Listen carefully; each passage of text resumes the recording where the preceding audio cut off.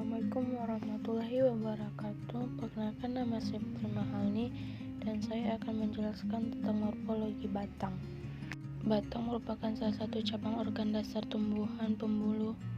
Batang adalah tumbuhan tempat semua organ lain bertumpu, dan tumbuh daun dan akar dianggap sebagai perkembangan lanjutan dari batang untuk menjalankan fungsi yang lebih khusus. Batang juga merupakan organ tumbuhan yang berfungsi sebagai dudukan bagi organ lain. Batang berkaitan dengan akar dan melanjutkan transfer nutrisi ke organ lainnya. Konsep batang ada akar atau radik, batang atau kalis, daun atau palung, buah atau fructus, bunga atau flos. Fungsi batang yang pertama, tempat dudukkan organ lain. Yang kedua, pengangkut nutrisi. Yang ketiga, tempat menyimpan cadang makanan. Yang keempat, percabangan memperkuat amilasi. Yang kelima, tempat tumbuh organ genetatif atau bunga buah. 6. Sebagai tempat pengangkutan air dan unsur hara. 7. Tempat membantu proses pernapasan oksigen melalui letisel. Yang ke-8, membantu memancarkan biji dan meningkatkan efisien penyerbukan.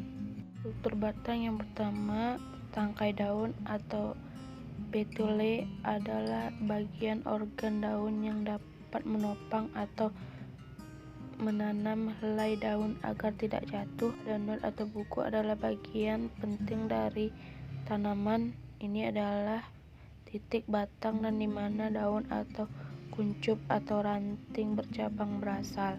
Tiga, batang atau stem secara umum adalah untuk menghubungkan bagian akar, daun, dan buah, sekaligus menopang tubuh tumbuhan agar tetap berdiri tegak. Yang keempat, ada internet atau ruas. Inilah yang akan memanjang sehingga tanaman bertambah tinggi. Sifat batang yang pertama, umumnya berbentuk panjang bulat namun selalu bersifat aktinamor atau simetris banyak. Yang kedua, tumbuh ke atas menuju cahaya, bersifat korotrop maupun hidrotrop. Yang ketiga, disebut sebagai tumbuhan tidak terbatas karena selalu panjang ujungnya. Yang keempat, memiliki tunas atau aksila ketiak yang tumbuh membentuk cabang. Yang kelima, tidak berwarna hijau kecuali tumbuhan berumput pendek dan tumbuhan herba. Batang berdasarkan tidak ada batang. Planta acaulis, tumbuhan yang tidak jelas batangnya sangat pendek sehingga seolah-olah daun keluar dari akar, seperti lobak atau wortel. Tumbuhan yang jelas batangnya yang seperti berkayu, herbacus, rumput, dan mendong.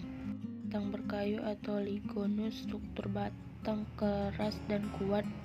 Batang pohon arboreus, contoh pohon trembesi. Batang semak atau fruticus, contoh batang soko atau isostras. Batang basah, herbaceous, struktur batang lunak dan berair, contoh krokot dan bayam. Batang rumput atau kalimus, struktur batang tidak keras, memiliki ruas, biasanya berongga, contoh padi atau Origeaceae. Mendong atau kalimus, struktur batang seperti batang rumput tapi ruas lebih panjang, contoh rumput teki atau Ceberus sp. Mendong. Limbritis glucosa. Bentuk batang berdasarkan berumpunya, bulat, tera, contoh plum, kelapa, bambu, dan lain-lain. Pipih. Bentuk batang berdasarkan berumpunya, bulat, tera, contoh plum, kelapa, bambu, dan lain-lain. Pipih atau Plicodia sangat pipih dan tumbuh terbatas, contohnya cakong. Clododia tumbuh terus dan selalu bercabang, contohnya kaktus. Barugu atau angularis, bangun segitiga. Trigularis atau batang teki yang segi 4. Dranacultaris, batang siklus.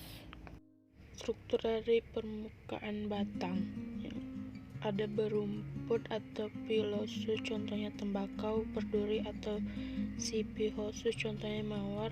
Memperlihatkan bekas daun, contohnya pepaya. Memperlihatkan banyak lentisel, contohnya segon. Bekas daun menumpu, contohnya nangka. Bersayap atau alatus, contohnya markisa. Licin atau hafis, contohnya krokot. Berusuk atau colatatus, contohnya iler. Rallus sulcatus. Dan yang terakhir, lepasnya keras, contohnya batang jambu. Cabangan batangan yang pertama ada monopoli karena batang pokok selalu tampak jelas lebih besar karena lebih cepat perlu dipotong setiap dari batang cabang dan contohnya cemara. Yang kedua, simbonsial apabila batang pokok sulit ditemukan karena kadang-kadang batang pokok tumbuh lebih lambat atau lebih cepat daripada cabang-cabangnya sehingga sulit dibedakan, contohnya sawa Maria. Yang ketiga, dikotom. Setiap batang pada dikotom tumbuh cabang menjadi dua yang sama besar, contohnya paku. Cara batang tumbuh yang pertama tegak lurus atau ariklus, contoh pepaya. Menganjuk atau runtans, contoh bunga matahari. Memanjat skendensi, contoh sirih. Yang keempat, sering ke atas atau condong atau aksesden, contoh kacang tanah. Kesimpulan adalah pada sebuah pohon, batang adalah sumbu tumbuhan tempat semua organ lain bertumbuh sebagai perkembangan lanjut dari batang untuk menjalankan fungsi yang lebih khusus. Dan ini dapat saya sampaikan. Jika ada kesalahan atau mohon dikoreksi.